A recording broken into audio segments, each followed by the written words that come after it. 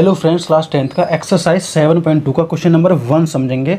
लेकिन 1 को समझने से पहले हमें सबसे पहले सेक्शन फार्मूला समझना होगा, क्योंकि पहली वाली एक्सरसाइज में हमने क्या किया था, डिस्टेंस फार्मूला का इस्तेमाल किया था। डिस्टेंस फार्मूला से ही हमने खेला था। इसमें हमें क्या करना है, इसमें हमें सेक्शन फार्मूला का इस्तेमाल करना है। तो सबसे पहले सेक्शन फार्मूला होता क्या है, किस तरीके से वो बनेगा, वो आपको आना चाहिए।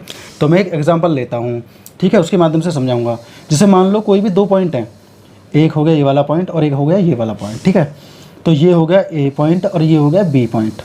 ये हमारा इस तरीके से मिला हुआ है। यहाँ पर ए और बी दोनों आपस में एक दूसरे से मिले हुए पॉइंट हैं। इसके बाद में क्या हुआ, एक तीसरा पॉइंट मैं रख देता हूँ यहाँ पर। इसके अपने कोऑर्डिनेट होंगे अलग, इनके निर्देशांक जो होंगे वो अलग होंगे, लेकिन ये जो तीसरा पॉइंट है इसके निर्देशांक अलग होंगे, ठीक है। जैसे मान लो मैंने यहाँ पर रख दिया, तो अब ये 3 पार्टों में बांट दिया मैंने इस लाइन को। कैसे, देखो इतने इतने पार्ट, यहाँ पर 2 और बन जाएंगे। तो अगर मैं बोलूँ ये 1 है और ये 2 है, तो मतलब 1:2 में इसे बांट दिया गया लाइन को, ठीक है। टोटल लाइन क्या है, मान लो 3, ठीक है। तो इसका एक पार्ट ये रहा और ऐसे ही 2 पार्ट इधर बन जाएंगे। तो हम इसे रेशो में रख सकते हैं 1:2।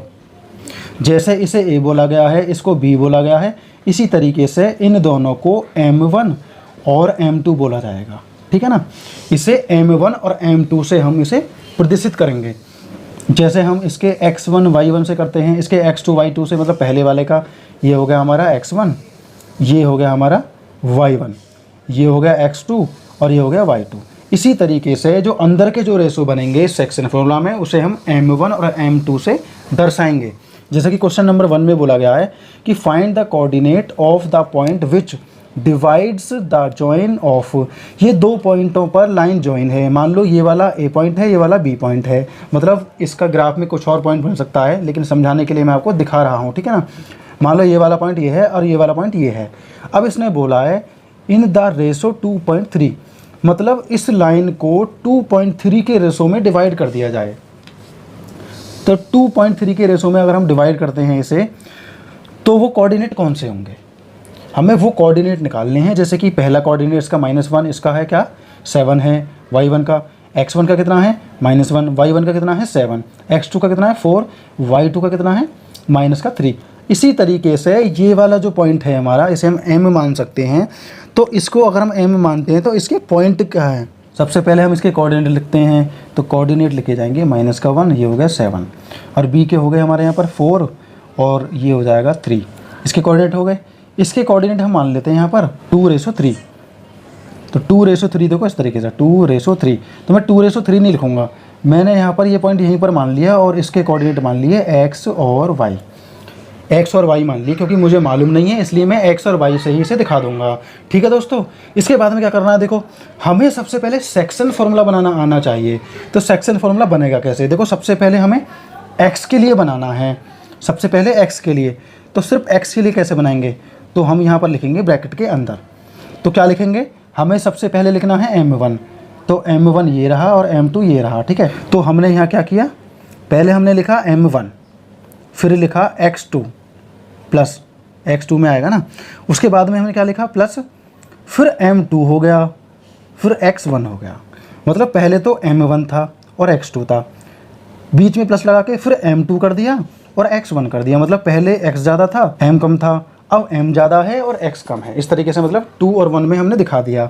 उसके बाद में नीचे हमें क्या करना है, नीचे हमें सेम यही रखना है M1 प्लस M2, ठीक है। फिर हमें यहाँ कॉमा लगा देना है, क्योंकि ये सिर्फ X के लिए है। Y के लिए क्या होगा, Y के लिए बिल्कुल सेम होगा, जहाँ पर ये X है वहाँ पर Y रख देंगे बस। तो मैं यहाँ लिखूँगा M1, यहाँ आएगा Y2, फिर प्लस में आएगा हमारा M2 और यहाँ पर आएगा Y1। बिल्कुल सेम तरीके से हमें ब्रैकेट को क्लोज कर दूंगा, नीचे वही आएगा जो यहाँ पर है M1 प्लस M2। ये हमारा सेक्शन फार्मूला है। तो सेक्शन फार्मूला हमने रख दिया। X1 Y1 X2 Y2 भी हमें पता है, और इसके कोऑर्डिनेट क्या है हमारे X और Y, हमें ये भी पता है।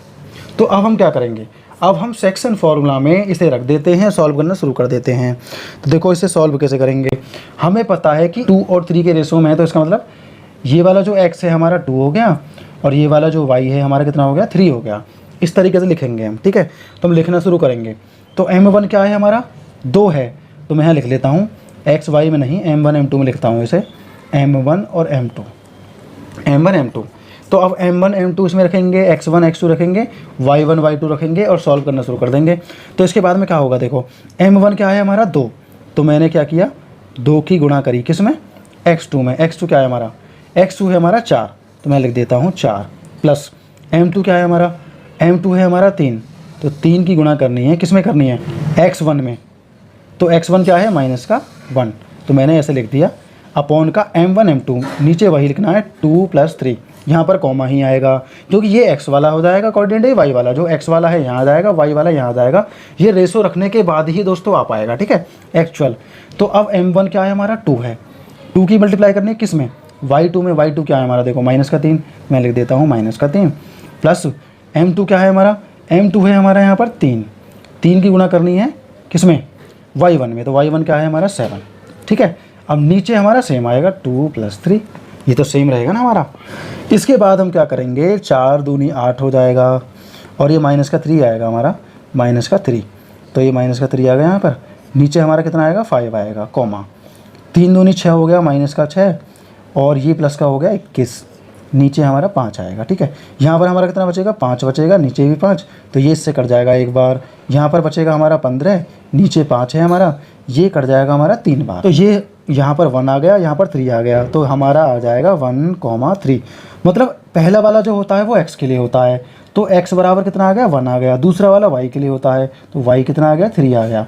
तो हमने इसके कोऑर्डिनेट निकाल लिए, तो ये कोऑर्डिनेट हमारे आएंगे यहाँ पर 1, 3, जैसा कि मैंने आपको समझाया 1, 3 इस तरीके से आएगा दोस्तों। तो ये क्वेश्चन हमारा इतना ही था। सेक्शन फार्मूला के आधार पर ये क्वेश्चन होगा। सेक्शन फार्मूला को बढ़िया तरीके से याद करने के लिए बार बार आपको इस वीडियो को देखना होगा। ये क्वेश्चन दोस्तों हमारा यहीं पर कंप्लीट हो जाएगा। हेलो फ्रेंड्स, क्लास 10th का एक्सरसाइज 7.2 का क्वेश्चन नंबर 3 हम समझेंगे। क्वेश्चन नंबर 2 मैंने आपको होमवर्क में दिया है, जैसे मैंने 1 कराया है उसी तरीके से सेकंड वाला भी होगा और हमने ऐसे क्वेश्चन किए हैं काफ़ी सारे, ठीक है। तो हम क्या करेंगे, क्वेश्चन नंबर 3 को समझेंगे। To conduct sports day activity in the your rectangle shape school garden ABCD, ठीक है। मैंने क्या है रफली शेप ले लिया है, आपको क्वेश्चन स्क्रीन पर दिख रहा होगा डायग्राम भी। तो डायग्राम में देखकर आप ये समझ लीजिए कि एक रेक्टेंगुलर गार्डन है, मतलब आयताकार एक फील्ड है हमारा ग्राउंड, ठीक है। तो उस ग्राउंड में ये सारी चीज़ें हुई हैं जो मैं बताने वाला हूँ, आपको ध्यान से समझना है। और मैंने ABCD इसको नाम भी दे दिया, एंटी क्लॉकवाइज, ठीक है। उसके बाद में इसने बोला है लाइन है been drawn the chalk powder at the distance of 1 metre each. इन लाइनों के बीच में 1-1 मीटर की दूरी है, तो ये 1 से 100 तक है। एक यूनिट मैंने 10 मान लिया, ज़्यादा स्पेस नहीं था इसलिए मैंने कम स्पेस में लिख दिया। तो इन सब के बीच में दूरी क्या है 1 मीटर की है, ये आप याद रखना, इनके भी और इनके भी, ठीक है। अब आगे बढ़ते हैं। 100 flower pot have been placed at a distance of 1 metre from each other along AD। ये जो AD लाइन है यहाँ पर हर 1 मीटर की दूरी पर 100 गमले रखे गए हैं फ्लावर वाले, तो मतलब यहाँ तक 100 गमले हो गए। क्लियर हो गई ये बात। अब आगे बढ़ते हैं। एज सोन इन फिगर 7.12, जैसा कि इसमें फिगर में दिखाया गया है। निहारिका रन, निहारिका दौड़ लगाती है, ठीक है। AD का कितना 1/4, तो जब पूरा ये 100 है हमारा, तो 1/4 कितना होगा, यहाँ पर मल्टीप्लाई कर देते हैं 100 में, तो 25 आ जाएगा। तो मतलब वो 25 पॉइंट तक दौड़ती है, 25 लगभग यहाँ तक, ठीक है। उसके बाद में बोला है कि ऑन सेकंड लाइन पर यहाँ पर 25 लगभग यहाँ तक आएगा, तो मैं बिल्कुल बीचों बीच इस तरीके से। तो यहाँ पर जो इसके नंबर्स बने, कोऑर्डिनेट बने, वो कौन कौन से बने, पहले x वाला, कॉमा, फिर y वाला, ये हमारे कोऑर्डिनेट बने, ठीक है। उसके बाद इसने बोला है and post A green flag, यहाँ पर इसने एक ग्रीन फ्लैग को पोस्ट कर दिया है, जिसे मैंने G से नाम दे दिया, ठीक है। वो एक दूसरी लड़की है प्रीत नाम की, तो प्रीत दौड़ती है इस लाइन का 1/5, तो वो हो जाएगा 20, मतलब लगभग करेक्ट यहाँ पर, ठीक है। क्योंकि जब हमने 1 माना तो 20 यहाँ पर होगा।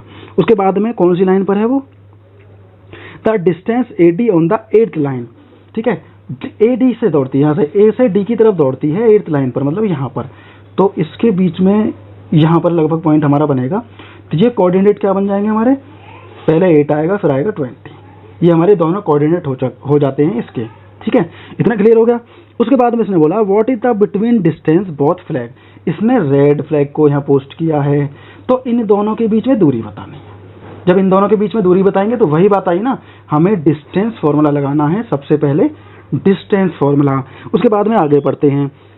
If the Rashmi has to post a blue flag exactly halfway between the line segment joining the two flag, where should the post her, where should she post her flag. तो रश्मि, यदि रश्मि इनके बिल्कुल बीचों बीच फ्लैग गाड़ती है, मतलब रश्मि भी दौड़ती है और वो बीचों बीच फ्लैग गाड़ती है इन दोनों के बिटवीन, तो वो किस तरफ, मतलब कहाँ, इन दोनों के बीच में कहाँ फ्लैग लगाए कि बिल्कुल बीचों बीच आए। मतलब ये रेशो में आ चुका है हमारा 1:1। जब वो बिटवीन बता रहा है तो इसका मतलब 1:1 इसका रेशो बनेगा ना। तो यहाँ हमें सेक्शन फॉर्मूला लगाना है। 2 फॉर्मूला से ही हमारा क्वेश्चन होगा। तो हम पहला स्टेप पर करते हैं क्या, डिस्टेंस फॉर्मूला लगा कर निकालते हैं, और दूसरे स्टेप पर हम लगाते हैं सेक्शन फॉर्मूला। तो आइए चलते हैं दोस्तों सॉल्यूशन की तरफ। अब तक हमने क्वेश्चन समझा, अब हम करेंगे सॉल्यूशन। कर देते हैं शुरू। देखो मैं यहाँ पर लिख लेता हूँ, x1 क्या है हमारा 2 है, x2 क्या है हमारा 8 है, y1 क्या है हमारा यहाँ पर 25 है, और y2 क्या है हमारा यहाँ पर 20 है। ये सारी चीज़ें पहले ही कंफर्म कर लो ताकि आप फटाफट कर सकें। तो मैं लिखता हूँ, देखो मैंने इन दोनों पॉइंटों को a और b मान लिया। यहाँ डिस्टेंस निकालना शुरू करता हूँ, फॉर्मूला लिखना शुरू करता हूँ। AB बराबर, तो फॉर्मूला क्या बनेगा हमारे यहाँ पर, x2 माइनस x1 का whole square plus y2 minus y1 का होल स्क्वायर। ये हमारा फॉर्मूला हो गया। अब इसमें वैल्यूज रखना शुरू करते हैं। तो मैं डायरेक्ट करूँगा, देखो x2 में से x1 को माइनस कर दो, यहाँ पर इक्वल आएगा, x2 में से x1 को माइनस कर दो। तो ऐसे ही तो करना है हमें, यहाँ पर मैं मिटा देता हूँ, आगे करता हूँ। तो कितना आएगा, 8 में से 2 क्या 6 आएगा। तो मतलब हमें क्या करना है, 6 का स्क्वायर करना है। यहाँ पर y2 में से y1 को माइनस करना है, मतलब 20 में से 5 जाएंगे, मतलब माइनस का 5 आएगा हमारा, तो वो आ जाएगा ब्रैकेट के अंदर। अब उसके बाद क्या होगा, इसका स्क्वायर करेंगे तो कितना आएगा 36, अगर इसका करेंगे तो 25 आएगा, वो भी प्लस का। तो इनका बन जाता है √61। तो इनके बीच की जो दूरी होगी वो कितनी होगी, √61। इनके बीच का डिस्टेंस हमारा आ चुका है। तो पहली शर्त हमने फॉलो करी, पहला आंसर हमारा आ गया। अब दूसरा आंसर कौन सा आएगा, सेक्शन फॉर्मूला से आएगा दोस्तों, क्योंकि इसने बोला है कि अगर बीचों बीच वो फ्लैग को गाड़े तो वहाँ पॉइंट क्या बनेंगे, किस पॉइंट से, मतलब कहाँ से वो गाड़ेगी। ठीक है, तो अब हम क्या करेंगे, हमारे सामने रेशो है, मतलब m1:m2 हमारे सामने है। अब हम सेक्शन फॉर्मूला रखना शुरू करते हैं। तो देखो सेक्शन फॉर्मूला हम कैसे रखेंगे, तो मैं लिख देता हूँ सेक्शन फॉर्मूला। तो सेक्शन फॉर्मूला हम कैसे रखते हैं, पहले हम लिखते हैं m1, फिर लिखते हैं x2 प्लस x के लिए जो निकालते हैं। ठीक है, तो अब हम रखेंगे m2 और x1। पहले m छोटा था, अब m बड़ा, पहले x बड़ा था यहाँ पर, अब यहाँ x छोटा हो गया। ठीक है, अपॉन नीचे आएगा m1 प्लस m2, ये आपको पता ही है, इतना ही आएगा, कॉमा। अब y के लिए, तो y के लिए क्या, m1 y2 वही बात, प्लस m2 y1 है ना, वही बात। नीचे हमारा m1 plus m2 as it is रहेगा। इसके बाद में वैल्यूज रख दो। देखो वैल्यूज रखना कितना आसान है, हमें पता है कि m1 और m2 तो 1 है, इनसे तो कुछ होने वाला है नहीं। डायरेक्ट x2 रखेंगे, तो x2 हमने रख दिया, यहाँ पर x1 हमने रख दिया, इससे आसान हो जाएगा। m1 m2 हमारा दोनों प्लस होकर 2 आएगा। ठीक है, ऐसे ही y2 और y1 रखेंगे, क्योंकि m1 और m2 1 है, इससे कोई फर्क नहीं पड़ेगा। तो y2 क्या है हमारा 20, y1 है हमारा 25 अपॉन 2, क्योंकि 1 और 1 2 आएगा। ठीक है, ये हो जाएगा हमारा 10/2, यहाँ पर हमारा हो जाएगा 45/2। इससे इसको कट कर देंगे 5 आएगा, इससे इसको कट कर देंगे कितना आएगा 2 2 जा 4, 2 2 जा 4.5। तो मतलब हमारा आ गया 5 5th रो आ जाएगी ये वाली, और 22.5 मीटर की दूरी पर वो फ्लैग को पोस्ट करेगी। तीसरी लड़की मतलब रश्मि यहाँ पर पोस्ट करेगी, यहाँ पर लगभग वो आ जाएगा जी, लगभग यहाँ पर। ठीक है, यहाँ पर ये दोनों लाइन, मतलब ये पूरी लाइन को यहाँ पर बराबर भागों में बांट देगा। जब आप बढ़िया तरीके से बनाएंगे तो बहुत अच्छे से बन पाएगा। ठीक है, तो ये क्वेश्चन सिर्फ इतना ही था। सबसे पहले हमें क्या करना है, इन दोनों के बीच की दूरी निकालनी है। उसके बाद में ये 1:1 रेशो का कब आएगा, बिल्कुल बीचों बीच कब आएगा, इसके क्या कोऑर्डिनेट बनेंगे। तो पहले तो हमने x और y माने वो, उसके बाद में कोऑर्डिनेट निकालने के लिए हमारे सामने रेशो हैं, रेशो हमें पता है तो हमने कोऑर्डिनेट निकाल दिए। 5th रो और ये मीटर की हमारी डिस्टेंस हुई 80 पर। क्लियर दोस्तों, तो ये क्वेश्चन हमारा यहीं पर कंप्लीट हो जाता है। मिलते हैं नेक्स्ट क्वेश्चन में। हेलो फ्रेंड्स, क्लास 10th का एक्सरसाइज 7.2 का क्वेश्चन नंबर 4 हम करेंगे। Find the ratio in which line segment joining the points. हमारे सामने ये दोनों पॉइंट दिए हुए हैं, is divided by the, find the ratio, हमें रेशो फाइंड करना है। लाइन सेगमेंट जॉइनिंग, 2 पॉइंटों से लाइन सेगमेंट बना हुआ है। तो मैंने क्या किया, इसको a मान लिया और इसको b मान लिया। ठीक है फ्रेंड्स, फिर इसने बोला है इज डिवाइडेड बाय, मतलब कोऑर्डिनेट हमारे दिए हुए हैं तो हमें रेशो निकालने हैं। तो मतलब x और y हमारे दिए हुए हैं और हमको रेशो निकालना है। तो इसमें क्या क्या हमें पता है, देखो मैं यहाँ से इनको हटा देता हूँ और यहाँ से डायरेक्ट बताता हूँ। ये x1 हो गया, ये y1 हो गया, ये x2 हो गया, ये y2 हो गया, ठीक है। ये दोनों चीज़ें हमारे सामने हो गई। और उसके बाद में हमें क्या करना है, m1 और m2 हमें मानना है, क्योंकि रेशो तो हमें पता नहीं है ना। तो हम क्या करेंगे यहाँ पर m1 रेशो m2, ठीक है। तो रेशो हमने क्या माना, k रेशो 1 मान लिया। k रेशो क्यों मान लिया, क्योंकि इसमें एक्स वाई तो पहले से ही है, इसलिए मैंने k रख लिया, मतलब बिल्कुल डिफरेंट रख लिया। और 1 से इसलिए कंपेयर कर दिया ताकि आसानी से निकाल सकें, 1 के कंपेरिजन में हम आसानी से उसे कंपेयर कर सकते हैं, निकाल सकते हैं। तो x1 y1 x2 y2 हमारे सामने हैं, हमारे सामने कोऑर्डिनेट भी हैं। अब हमें क्या निकालना है, रेशो निकालना है। पहले हम कोऑर्डिनेट निकालते थे, रेशो दिया होता था। अब हमें कोऑर्डिनेट दे रखे हैं, अब हमें रेशो फाइंड करना है। देखो कितना आसान है। x के लिए हम क्या लिखते थे, x के लिए हम निकालते थे पहले m1 फिर x2, ठीक है, प्लस फिर क्या करते थे m2 और x1। x के लिए यही था ना, और नीचे था m1 प्लस m2, ठीक है, इक्वल टू, ये हमारा पहले से दे रखा है। तो x क्या है हमारा, पहला x के लिए है, दूसरा y के लिए है, इसलिए मैंने यहाँ x और y रखे हैं, ठीक है दोस्तों। तो ये हो जाएगा -1 के इक्वल, ठीक है। अब हम सेकंड पार्ट में क्या करते हैं, y के लिए निकालते हैं। तो सेकंड पार्ट में y के लिए निकालेंगे, तो y के लिए क्या लिखते थे हम, m1 y2 plus m2 y1, ठीक है। अपॉन क्या है हमारा, सेम रहेगा m1 plus m2 equal to, ये किसके बराबर है, 6, क्योंकि y हमारा पहले से दे रखा है। तो रेशो इस तरीके से निकलेगा। अगर मान लो कोऑर्डिनेट दिए हुए हैं, रेशो निकालना है, तो हम x कैसे निकालेंगे, वो करके इक्वल टू में रख देना है x वाला, ठीक है, क्योंकि पहला x के लिए होता है, दूसरा y के लिए, ये आप पहले से जानते हैं। तो x वाले में x के लिए रख दिया, y वाले में y के लिए रख दिया। मैं इस लाइन को थोड़ा बीच में कर देता हूँ यहाँ पर, ठीक है। पहले हम इसे कर लेते हैं। तो यहाँ पर हमारा m1 क्या है, m1 है हमारा k, तो यहाँ पर k रख दिया। x2 क्या है हमारा, x2 है हमारा 6, तो ये 6k हो गया, ठीक है। ये प्लस हो गया हमारा। m2 क्या है हमारा, m2 है 1, और x1 क्या है हमारा, -3। तो मैं ऐसे यहीं कर देता हूँ, देखो 3 और 1 की मल्टीप्लाई करेंगे तो -3 आएगा, तो मैं डायरेक्ट लिख देता हूँ यहाँ पर -3, ठीक है। और ये हमारे k+1 रहेंगे, इक्वल टू है हमारा -1, ठीक है। इसके बाद क्या करेंगे हम, इसके बाद हम कर देंगे क्रॉस मल्टीप्लाई। अगर हम क्रॉस मल्टीप्लाई करते हैं तो देखो क्या क्या होता है, यहाँ पर नीचे हमने 1 मान लिया और हम क्रॉस मल्टीप्लाई करेंगे तो 6k - 3 इक्वल टू, ये हो जाएगा -k और -1, ठीक है। अब 6k - 3 प्लस का k जब इधर आएगा तो प्लस का हो जाएगा, ये भी प्लस का हो जाएगा, +1 इक्वल टू 0। तो अब इसको प्लस करेंगे तो 7k हो जाएगा, ठीक है। और इसमें से इसको माइनस कर देंगे तो -2 बचेगा, 0। अब हमारा आ जाएगा 7k इक्वल टू, इधर जाकर ये प्लस का हो जाएगा और ये 7 यहाँ डिवाइड में आ जाएगा, तो मैं यहाँ सीधा सीधा लिखूँगा, ये डिवाइड में आ जाएगा। तो ये क्या हो गया हमारा, k की वैल्यू आई हमारी 2/7, ठीक है। अब y के लिए करते हैं, पहले इतना हमने कर लिया, इतना ही रहने दो, उसके बाद हम आगे बढ़ते हैं। देखो नेक्स्ट स्टेप करते हैं। देखो m1 है हमारा k, तो k तो है, और y2 क्या है हमारा -8, तो ये हो जाएगा -8k। और यहाँ पर प्लस और माइनस लगाने से पहले मैं देखता हूँ m2 क्या है हमारा 1 है, y1 क्या है हमारा, y1 है हमारा यहाँ पर 10, तो हमारा ये हो जाएगा +10 इक्वल टू 6 हो जाएगा। नीचे हमारा यही रहेगा k+1, क्योंकि यही है ना हमारा, k+1 ही रहेगा। अब क्रॉस मल्टीप्लाई करेंगे तो -8k +10 इक्वल टू 6k + 6, ठीक है। अब आगे क्या होगा, देखो यहाँ हमारा हो जाएगा -8k है ये, और इधर आकर ये भी माइनस का हो जाएगा, और ये +10 है, और ये जो 6 है हमारा इधर आकर -6 हो जाएगा, इक्वल टू हो गया जी 0, ठीक है। इन दोनों को मिलाकर बनेगा 14 -14k, और ये बन जाएगा हमारा 4 बचेगा हमारा, ठीक है, इक्वल टू 0।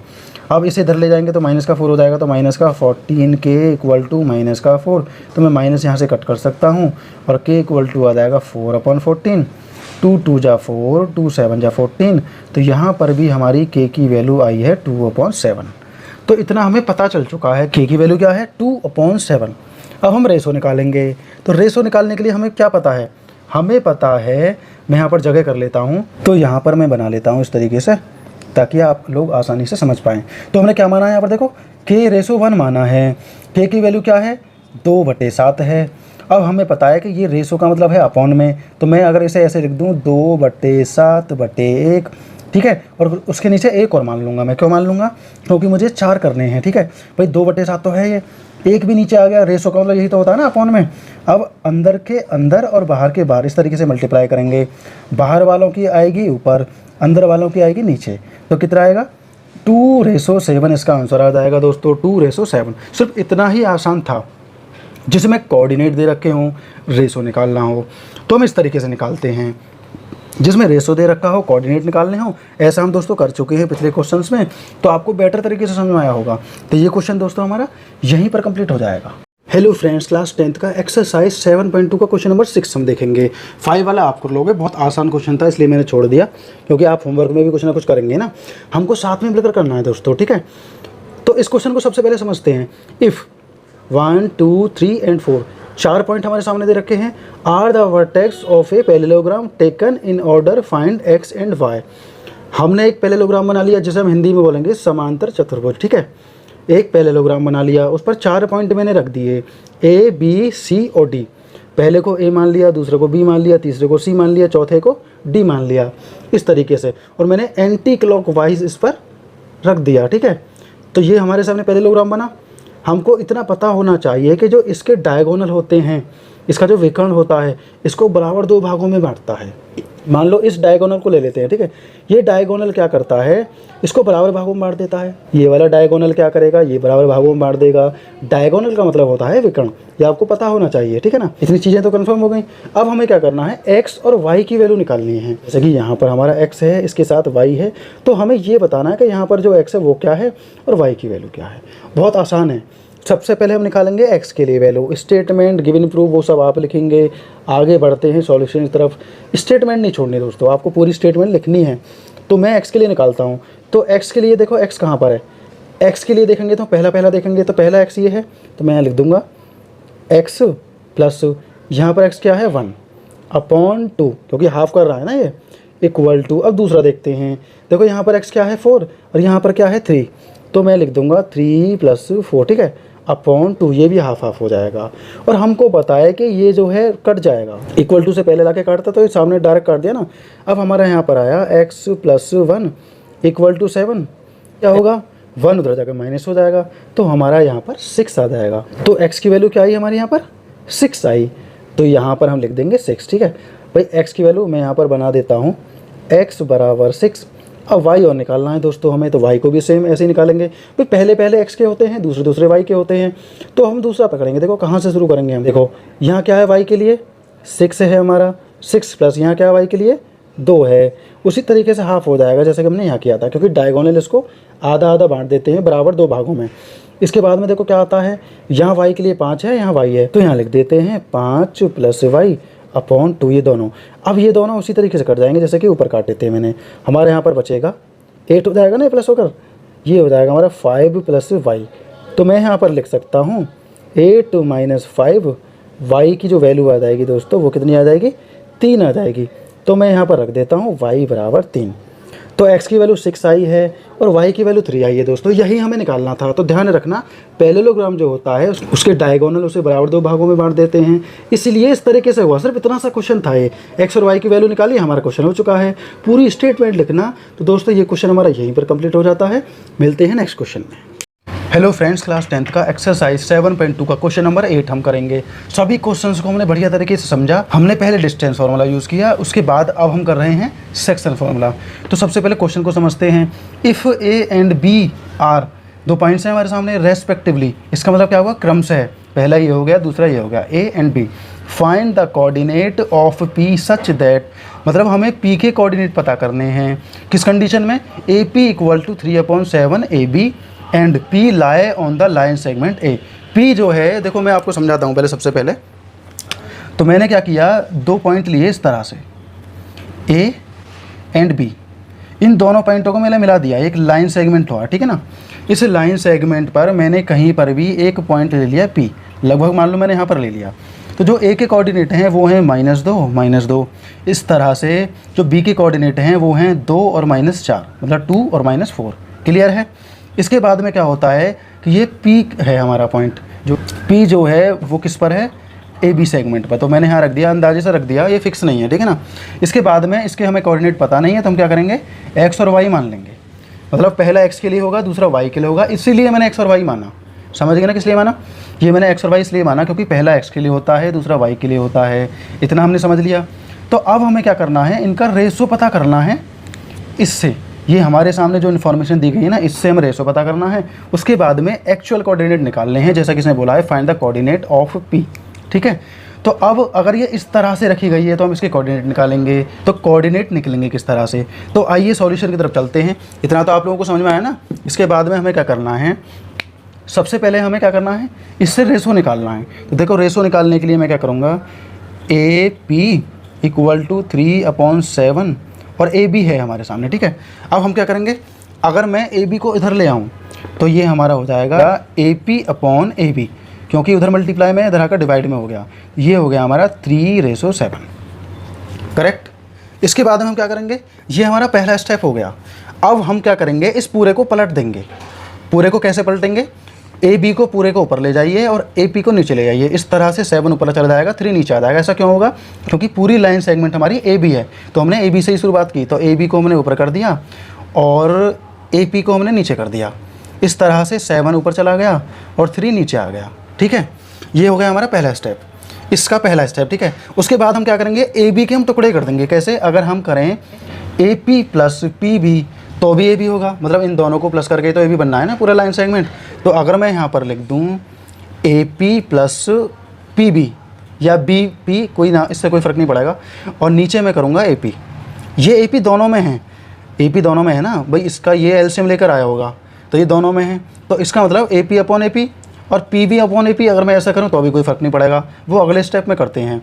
और इसके टुकड़े करेंगे हम, 3 हमारा जैसा है ऐसा ही आएगा, 7 हमारा क्या हो जाएगा भाई, पहला रेशो कम है दूसरा ज़्यादा है, यहाँ भी 3/7 दे रखा है। तो इसका मतलब अगर मैं इसे 3 + 4 मान लूँ तो 4 और 3 हो जाएंगे हमारे 7। तो ये क्लियर है हमारी। इस तरह से अगला जो स्टेप हमारा होगा, हम करेंगे ए पी अपॉन ए पी, क्योंकि हमने इसको दोनों के अपॉन में रख दिया अलग अलग टुकड़े करके, और P B upon A P. ठीक है, इसी तरह से यहाँ पर 3/3 कर दिया और यहाँ पर कर दिया 4/3। तो अब क्या होगा, दोनों अलग अलग हो गए, इससे ये कट हो जाएगा, इससे ये कट हो जाएगा। तो अब हमारे सामने बचे हैं P B upon A P equal to 4/3। तो इतना हमारे सामने आ चुका है। हमें पता है जो पहला पॉइंट है हमारा वो ए पी है। तो ए पी बराबर कितना मानेंगे हम, यहाँ पर पहले हम लिख देते हैं A P ratio P B, क्योंकि ए पी पहले है इसलिए मैंने ए पी पहले रख दिया, पी बी बाद में है इसलिए पी बी बाद में रख दिया। उसी तरह से पी बी के सामने 4 है तो पी बी के सामने हमने 4 रख दिया, ए पी के सामने 3 है तो हमने ए पी के सामने 3 रख दिया। तो ये हो गया 3/4। अब यहाँ पर हमें एक्चुअल पता लग गया है कि हमारा m1/m2 क्या है, 3/4। ये चीज़ें बिल्कुल क्लियर हो गई हमारे सामने। अब कोई भी चीज़ ऐसी नहीं है जो हमें दिख नहीं रही हो। तो हमने रेशो इस तरह से निकाल लिया। ये थोड़ा बड़ा हो गया लेकिन आपको बढ़िया तरीके से समझ में आया होगा। इसके बाद हमें क्या करना है, यहाँ पर अलग शुरू करना है। अब लगेगा हमारा सेक्शन फार्मूला, क्योंकि हमें क्या करना है, इन रेशोज के कोऑर्डिनेट निकालने हैं। मैंने पहले आपसे बोला था किसी भी लाइन सेगमेंट पर अगर कोई रेशो दे रखे हों तो हमें कोऑर्डिनेट निकालने हैं, अगर कोऑर्डिनेट दे रखे हों तो रेशो निकालना है। तो अब हम क्या करेंगे, हमारे सामने रेशो हैं, अब हमें कोऑर्डिनेट निकालने हैं और मैं डायरेक्ट निकालूंगा सेक्शन फार्मूला को रखकर, क्योंकि आप जब शुरू से सीख रहे हैं तो आपको सब चीज़ पता लग गई। देखो हमें कोऑर्डिनेट भी पता है, हमारे सामने कोऑर्डिनेट हैं x1 y1 x2 y2। तो मैं यहाँ पर लिख लेता हूँ ताकि आप लोगों को बढ़िया तरीके से समझ में आ सके, x1 y1 x2 और y2। तो हमारा जो सेक्शन फार्मूला है वो क्या है, वो तो आप सभी लोगों को याद होना चाहिए। हमारा फार्मूला होता है यहाँ पर m1 x के लिए, तो पहले x के लिए निकालेंगे। तो अगर हमारा m1 है तो हम इसके साथ में x2 रखेंगे, और अगर हमारा m2 है तो हमें x1 रखेंगे। पहले m कम है फिर m ज़्यादा है, ठीक है ना। नीचे क्या आ जाएगा, m1 + m2। तो x के लिए तो हो गया, ये x के लिए था, y के लिए करते हैं। m1 है तो y2 हो जाएगा, और अगर m2 है तो y1 हो जाएगा अपॉन m1, और m2 एज इट इज़ रहेगा हमारा जैसा है। मैं इसे ब्रैकेट के अंदर क्लोज कर देता हूँ, ठीक है। तो m1 क्या है हमारा 3 है, ठीक है, m1 3 है और x2 क्या है 2 है, तो 3 2 जा 6 हो जाएगा। तो मैं लिख देता हूँ यहाँ पर 6 प्लस, उसके बाद में क्या है हमारा m2 है और x1 है। m2 हमारा 4 है और x1 क्या है हमारा, x1 है माइनस का 2, तो 4 2 जा 8, लेकिन माइनस का आएगा। तो मैं लिख देता हूँ यहाँ पर माइनस का 8 अपॉन m1 m2 7 आएगा, ठीक है। यहाँ पर मैं कॉमा लगा देता हूँ। इसके बाद में क्या होगा m1 और y2, m1 हमारा क्या है 3 है, y2 क्या है माइनस का 4 है, 3 4 जा 12 आएगा लेकिन माइनस का आएगा, ठीक है फ्रेंड्स। उसके बाद में हम क्या करेंगे, प्लस कर देंगे। अब क्या है हमारा m2 और y1 है, m2 हमारा 4 है, y1 क्या है हमारा, ये माइनस का 2 है, तो 4 2 जा 8, ये माइनस का 8 होगा। तो मैं इसे डायरेक्ट भी लिख सकता हूँ यहाँ पर इस तरह से, ये माइनस का 8, ठीक है। अपॉन में वही आएगा 7, क्योंकि दोनों का सेम रहेगा। अब आगे यहाँ पर माइनस का 2 बचेगा, नीचे 7 बचेगा, यहाँ पर क्या होगा, यहाँ पर हो जाएगा माइनस का 20 अपॉन 7। तो हमारे सामने दो चीज़ें आ चुकी हैं। अब हम इन्हें ब्रैकेट में रख देंगे, 2/7 माइनस का कॉमा माइनस का 20/7, ये दोनों कोऑर्डिनेट हो जाते हैं। ये वाला x के लिए हो जाएगा, ये वाला y के लिए हो जाएगा। यही हमारा दोस्तों आंसर हो जाएगा। सिर्फ इतना ही था जो हमें निकालना था। सबसे पहले हमने लाइन सेगमेंट से समझा, लाइन सेगमेंट से समझने के बाद में हमने रेशोज निकाल लिए। जब रेशोज हमारे सामने आए हैं, रेशोज को रखकर सेक्शन फॉर्मूला में हमने कोऑर्डिनेट निकाल लिए। तो x के लिए ये कोऑर्डिनेट है और y के लिए ये है, इसका मतलब ये दोनों कोऑर्डिनेट यहाँ पर आ जाएंगे। ये क्वेश्चन दोस्तों हमारा इतना ही था, बहुत ही प्यारा क्वेश्चन था, आपको बार बार रिपीट करके समझना है। ये क्वेश्चन हमारा यहीं पर कंप्लीट हो जाएगा। हेलो फ्रेंड्स, क्लास 10th का एक्सरसाइज 7.2 का क्वेश्चन नंबर 10 हम देखेंगे। ये आखिरी एक्सरसाइज है और आखिरी ही क्वेश्चन है। क्यों है? क्योंकि दोस्तों 7.3 जो है वो बोर्ड से हटा दिया गया है, फिलहाल सिलेबस से हटा दिया गया है। अगर वो आता भी है तो मैं उसे भी करा दूंगा, ठीक है। लेकिन फिलहाल की नॉलेज के हिसाब से क्या है, वो बोर्ड में नहीं है। तो अगर होगा तो आप मुझे फटाफट से कमेंट करना, या मुझे ही पता चल जाएगा, तो मैं क्या करूँगा उसी हिसाब से कराऊंगा। तो क्वेश्चन नंबर 10 को हम समझते हैं। Find the area of a rhombus if its vertex are, हमारे सामने चारों पॉइंट दिए हुए हैं ए बी सी डी, हमने इस तरह से मान लिए ए बी सी डी, ठीक है, anti clockwise, taken a order. तो हमने इनको कर दिया है ना, जो इसने बोला है वो हमने कंप्लीट कर दिया। हमने एक रोम्बस बनाया और रोम्बस बनाने के बाद में ए बी सी डी हमने रख दी, इनकी कोऑर्डिनेट भी रख दिए, ठीक है। और डायगोनल भी हमने निकाल लिए, ठीक है। डायगोनल क्या है हमारे, ए सी और बी डी या डी बी, ठीक है फ्रेंड्स। तो हमने क्वेश्चन में क्या समझा कि हमें फाइंड करना है एरिया रोम्बस का। रोम्बस को हिंदी में कहते हैं समांतर चतुर्भुज। क्या कहते हैं? समांतर चतुर्भुज। तो हमारे सामने 4 पॉइंट हैं, हमें क्या करना है, इसका एरिया निकालना है इन 4 पॉइंटों को यूज़ करते हुए। तो कैसे निकालेंगे?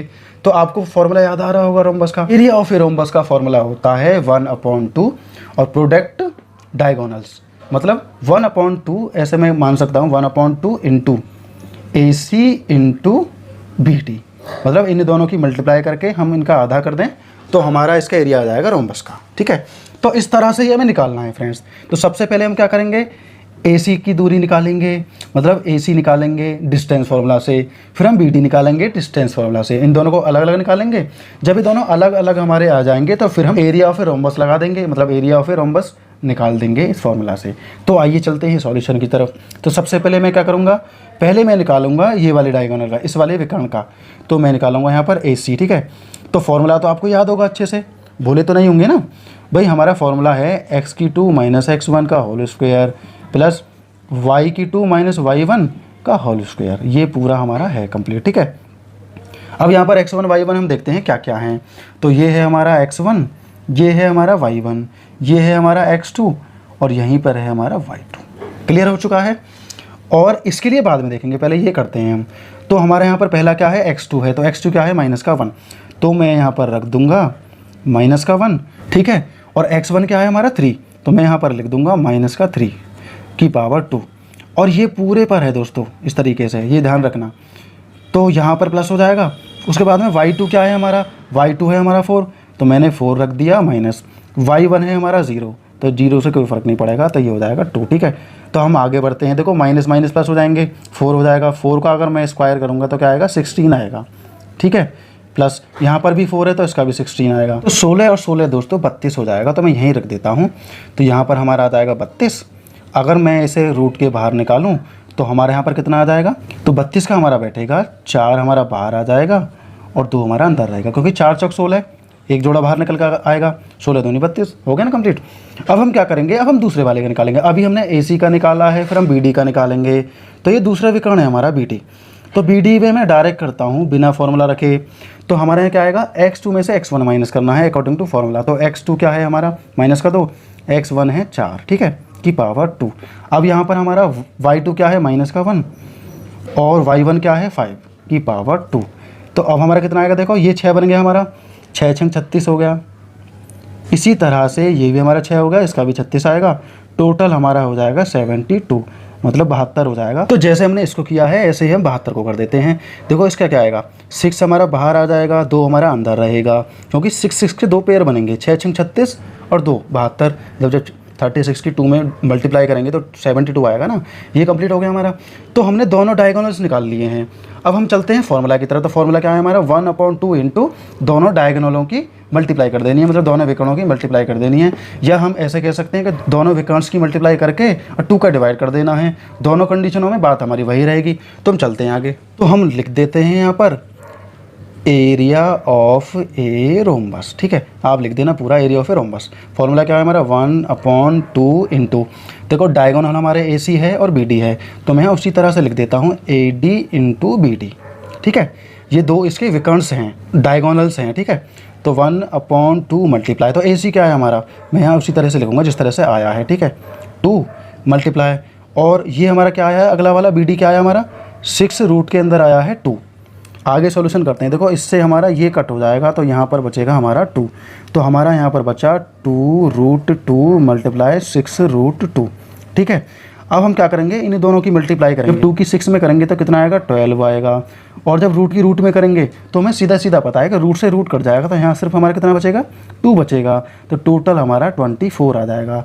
तो एरिया ऑफ ए रोम्बस क्या है हमारा, 24। हम यहाँ पर लिख देंगे स्क्वायर यूनिट। स्क्वायर यूनिट हमारा आ चुका है दोस्तों।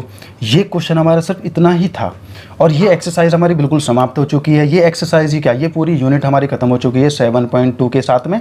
ठीक है, और 7.3 को मैं तब कराऊंगा तब मुझे लगेगा कि हाँ बोर्ड ने इसको दिया है या सिलेबस में है, तो मैं करा दूंगा, आप बिल्कुल फिक्र ना करें। लेकिन फिलहाल 7.2 तक ये यूनिट है, आपको बढ़िया तरीके से करनी है। सबसे पहले डिस्टेंस फार्मूला सीखना है, उसके बाद में सेक्शन फार्मूला सीखना है, उसके बाद में उन्हीं फार्मूलाओं से पूरी एक्सरसाइज हमारी, पूरी यूनिट हमारी समाप्त हो जाएगी।